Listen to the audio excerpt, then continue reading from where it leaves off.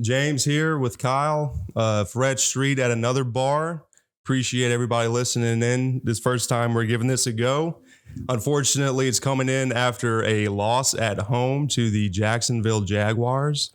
And so we'll just give you a little breakdown, first half, second half of essentially what happened to be a very close loss at home. So coming into this game, one of the biggest factors that I thought was going to play for the New Orleans Saints was the health of the offensive line, which everyone who follows football can see that this is one of the worst offensive lines that the New Orleans Saints have put out there in about 15, 20 years. Unfortunately, at the tackle positions where we've had strength, Ryan Ramczyk was out with a concussion. Left tackle Trevor Penning, first round pick, has been since benched based on his plays, which are essentially costing drives, costing wins for the New Orleans Saints. And so we had James Hurst filling in at left tackle. We had Max Garcia filling in at left guard, a journeyman, first year on the team, and then called up from the practice squad on Wednesday, Cam Irving, former first-round draft bust for the Cleveland Browns. And so these guys did as best as they could. It just really turned out to be one of the biggest factors for the team in the first half. The Saints offense, kind of like last week, it was a similar game versus the Texans. Saints offense could move the ball, but then generally the car would break down. No pun intended. And then we'd end up punting the ball, taking field goals instead of touchdowns. In this case, this week, Groupie's first attempt is a miss, which these plays come back to bite us in the ass at the end of the games when you're fighting for to tie the game and or win the game. And so first half, offense couldn't do diddly poo, as Jim Moore would like to say. And the Jaguars had no problem running down on the first drive and putting points on the board. They go down. Trevor Lawrence, who looked like before the games during the week, was a questionable player to play based on his knee injury. And he ended up being the leading rusher for the Jaguars in the game. And so he goes down and puts an easy 14 points, 17 points up on the Saints first half. Saints are down significantly. There's not much hope looking at the offense. You're seeing Derek Carr being pressured, having to get the ball out in 3 drops, 3 steps. And so he's having no time to get a rhythm with his receivers. And you're seeing the likes of Michael Thomas going out there, busting his ass, getting double covered. And that speaks a lot to what the focus the defenses are doing to Michael Thomas.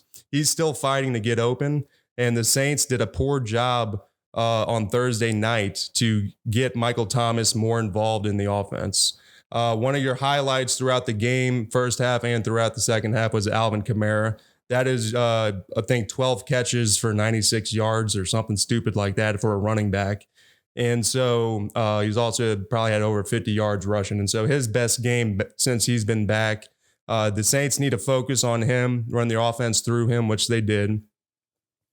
And so, essentially in the first half, it was not looking pretty at all. Looked like it was going to be a complete blowout, honestly, to that point. And so second half comes out. I believe we get the ball. Honestly, God, I don't remember what happened in the first drive here, but I feel like there was a definitely changing of the tides in the second half. But to maybe reiterate how poorly this offense played in the first half, we could probably cut this, dude. We could go back to this. Is a great point to the first half. So one of the most frustrating things in the first half as an offense, which everyone has their hands throwing up in the air and just screaming, is that the Jaguars fumbled the ball 2 times in a row. The next 2 times in a row that they touched the ball, they fumbled it right into the Saints. The first drive, we got it around our 40, and then we get a first down or 2. Then you have just poor play calling It just poor execution, not being able to run the ball, not giving Derek Carr time. And when he is having time, there's got to be responsibility taken on the wide receiver's part and on Derek Carr's part. He's throwing the ball sometimes behind a receiver. And yes, in the NFL, I believe it hits your hands. You need to catch the ball. But Derek Carr's not putting his receiver in the best position to make that play. He needs to start taking a little bit more ownership on that. A little bit, the accuracy is not what is the highest level. And what this offense of Pete Carmichael needs is a quarterback throwing at a high level accuracy. And so for him, we're not running plays with a higher chance, a higher probability of completion. We're throwing these fade routes more so than these slant routes, which you have Slant Boy, AKA Michael Thomas, AKA one of the best receivers when healthy on record in the NFL. And so why are we not running plays to the best strategies and to the best physical sets that these receivers are? And so on the second punt after the failed attempts, after the first fumble recovery, the Saints punt the ball. Great play by the gunner on this punt coverage team for the Saints. Pushes the Jaguars defender into the ball. Saints recover within like that 20-yard line. So we're in the red zone. And as you've known throughout this whole year, the Saints have been terrible inside the red zone. We're bottom 3 team in the red zone. And after this weekend, probably will be 31 or 32 worst in the red zone in the entire NFL. And that's one of the most frustrating things that you can have, because you're seeing the stats. You're seeing Derek Carr throw for over 300 yards.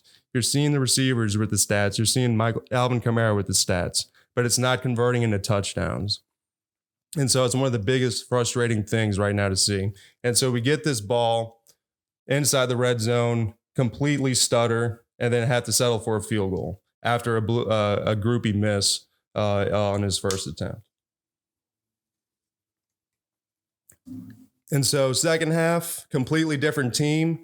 Apparently there was a report that the passing coordinator for the Saints offense spoke up to the entire offense and shared some words with the team. And then you could see that that reaction to that, maybe potential adjustments that the Saints did in the second half that showed what this offense can do. And so you saw in the second half, the defense playing lights out like they have been all year for the most part. But the first half, they got pretty much manhandled by the Jaguars. And so the defense came out and completely shut down the Jaguars offense in the second half. They made some great adjustments in the second half. And that's why Dennis Allen is the head coach. And he is a defensive guru, and he's able to go in and make those adjustments and or on the fly. And that's what's keeping the Saints in the game during these close matches. And then the Saints went down there and started scoring the ball. You go down and you start featuring a Michael Thomas and going his way. You find him in the end zone on a fade route, which honestly was not that great of a pass. But thankfully, Michael Thomas makes a great catch and completion in the end zone. And so the Saints are coming back. You have probably another groupie kick in there, settling for field goals, but you still have points. And so eventually on one of these touchdowns, we got to go for 2.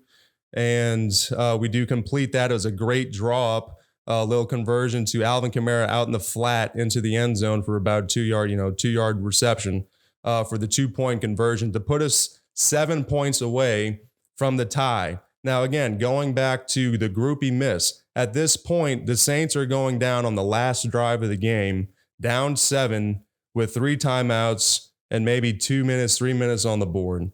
And so that groupie miss is once again coming down to a huge opportunity loss for the Saints. Instead of going down there to win the game, they're going down there to tie.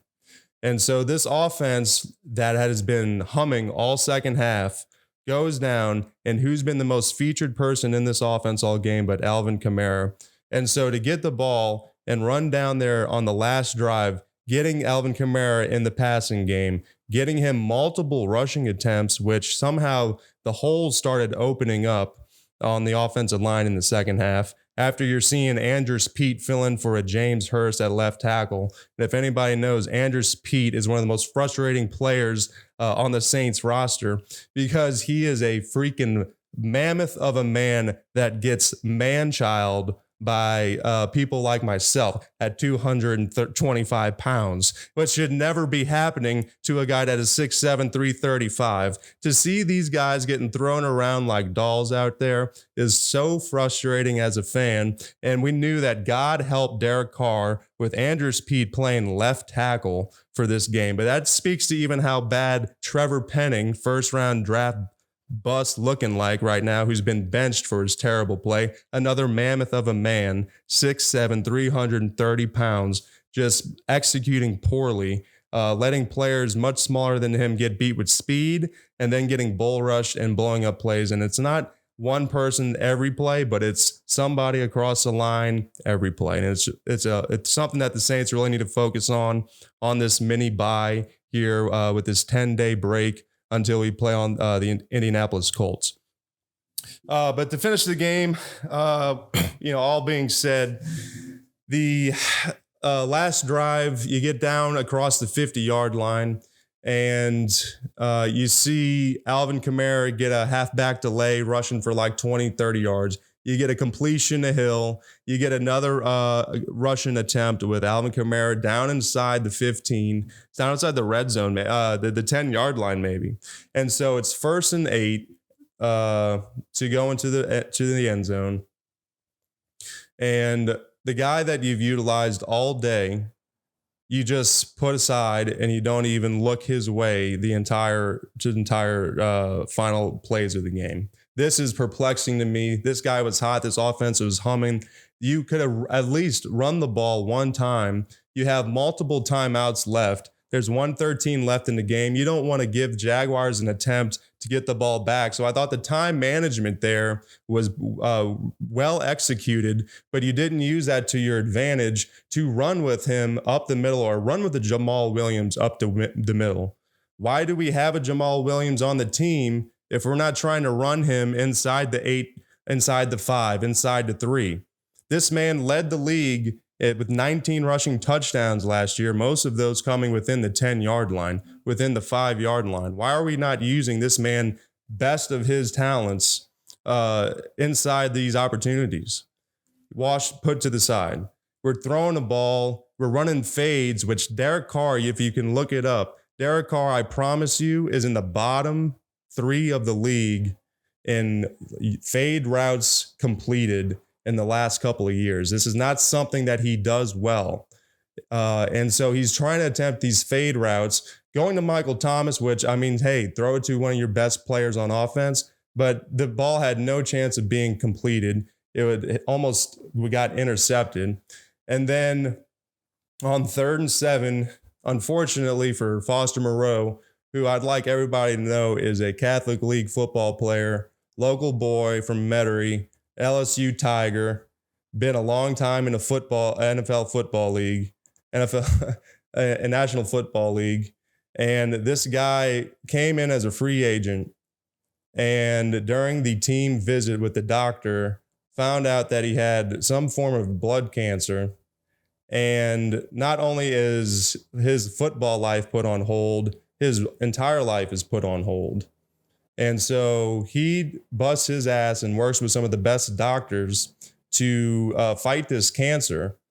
And then late in the off season, before 2-a-days started, he gets a clean bill of health, and then comes to play for the hometown team, New Orleans Saints. And when I tell you that football means probably more to him than a lot of people on that team, the New Orleans Saints mean more to him than a lot of people on that team. And so I just want to put that out there because it was absolutely just horrific to see this man dropped this ball in the end zone. And and I really don't want to talk. There's nothing more. You can go read about everything, all the other negative, probably entertaining things online, because there is some roasts out there that honestly, I mean, it just the internet wins on a lot of those things. But we all know what happened. He dropped the ball, should have caught it. Could have been a better throw, sure. But yeah, you just got to make that catch as an NFL player. And it's unfortunate. I'm glad to see Juwan Johnson and Alvin Kamara hanging around with him after the game, bringing him in, 2 team leaders bringing him in.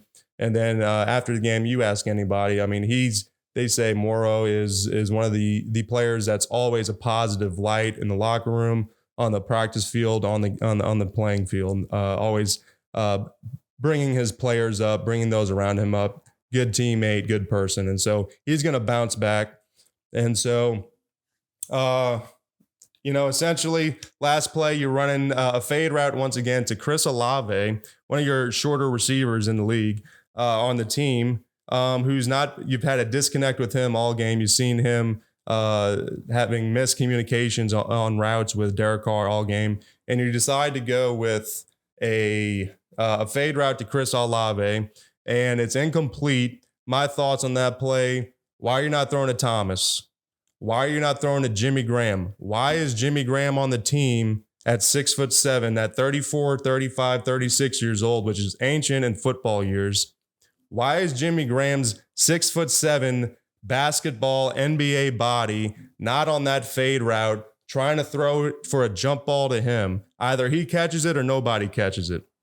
Derek Carr just throws a ball and pins the freaking defender in the back. I mean, it was just a disgusting play call. I like it for Michael Thomas. I like it for Jimmy Graham. To throw it to Chris Olave makes absolutely no sense. The guy you've had no rhythm with all game. And so, honestly, poor execution on the play, good play call, possibly, but poor player choice by Pete Carmichael. And so there's changes that the fans want to see being made here in the next 10 days. I hate to say it, Pete Carmichael is going nowhere. Hopefully players start taking some accountability, come around, let's say a Foster Morrow, lift him up, Alvin Kamara. We need to see the team leaders here bringing the team together and showing them how to be a professional in the locker room, on the practice field, and then on the playing field. And so what the team needs to do here, they lead the league in penalty yards. They need to start cutting that down immediately. Special teams wise, you got Groupie, who's having kind of a Dr. Jekyll Hyde personality kicking. 1 week he's special teams player of the NFC, and then the next week he's missing game-winning or game-tying field goals. And then for punter-wise, the experiment with the rugby-style kicker is not going very well. His net average is 39 yards, which you could probably go find somebody on the street right now that's going to go be able to punt the ball net average 39 yards. It's pretty pathetic. It's not working out well. And this is costing yards on the which is all, that's what it comes down to, inches, yards to win an NFL game. And so next week we have the Indianapolis Colts in Indianapolis. And so I don't know what the line is right now. I would say the Colts are going to be favored, let's say 1.5, 2.5. The Saints hopefully can get healthy along the offensive line, hopefully can have some serious talks with their receivers, get them on the same page with Derek Carr. And then I really do truly think that if the Saints offense clicks like it did in the second half, the Saints can go put 27, 30 on this Indianapolis Colts defense, and playing against Gardner Minshew to throwing to some receivers that honestly Marshawn Lattimore, Paulson Adebo should have no problem matching up against. And so then you got to focus on shutting down Jonathan Taylor. And so if I'm the Saints defense, that's my focus. I want to put Jonathan Taylor I want to get him removed from the game plan and just shut him down, force Gardner Minshew to throw the ball, keep him contained in the pocket, and then you have success. Cut down on the penalties, convert on your field goals, and then have this offense run through Alvin Kamara, and then run through Michael Thomas. And then I think you're going to see some success for the Saints. And honestly, as bad as it is, I do think the Saints can come out with the win next week against Indianapolis, get the 4-4. And in this division right now, at this time, we have not seen the outcomes of Tampa Bay Bucks, the Atlanta Falcons, or the Carolina Panthers. But the Saints very might well could be taking a tie for the lead in the division after a win next week. And so there's no reason to give up hope for this team. Still got a long way to go. And hopefully we'll have a better outcome here to talk about soon. But appreciate everybody listening in. Appreciate Kyle and Another Bar to have the opportunity to talk some Saints here on this beautiful Sunday on Freret Street in New Orleans at Another Bar. Y'all should really give this place a little try once it opens up here today. It's going to be gorgeous. The doors will be open. So come on down. See y'all soon.